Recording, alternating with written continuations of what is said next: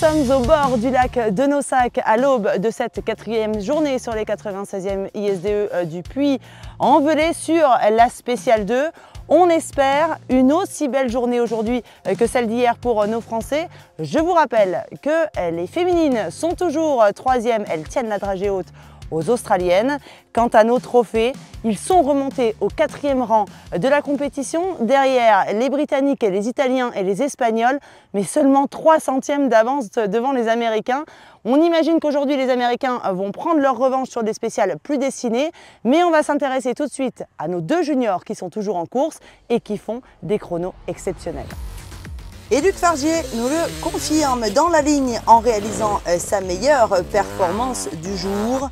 Il boucle cette 4e journée au 5e rang de la catégorie Junior Trophy. Zachary Pichon poursuit sur sa lancée avec pour seul objectif de se faire une place au scratch. Et il réussit plutôt bien son coup puisqu'il rentre à chaque spéciale dans les 10 premiers et réalise même le 3e temps sur la spéciale de Langogne. Il s'impose au classement junior comme tous les autres jours de la semaine.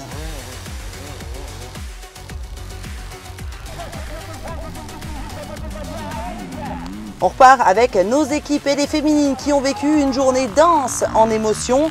3e depuis le début de la compétition, elles continuent de faire un super travail malgré la fatigue qui commence sérieusement à toucher les organismes.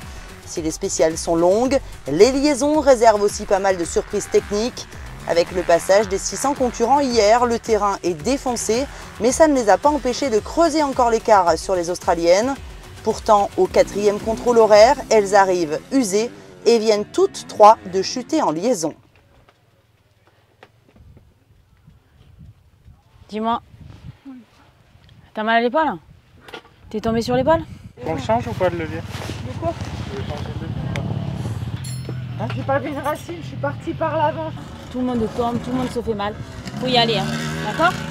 Comment? On changera les coudes. C'est bon? Ah oui, c'est bon, C'est bon? Ça va le faire? Ouais. Ta tête, ça va? Marine, c'est bon? Putain, mais vous êtes tombés en liaison là, toutes les 2? T'as bu?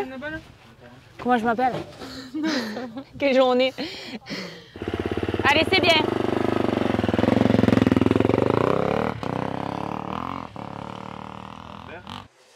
Elles ne le savent pas encore, mais les Américaines vont abandonner la course au titre suite à la grosse chute de Brandy Richards dans la matinée, offrant sur un plateau la 2e position à nos Françaises qui boucleront la journée avec le sourire malgré la fatigue.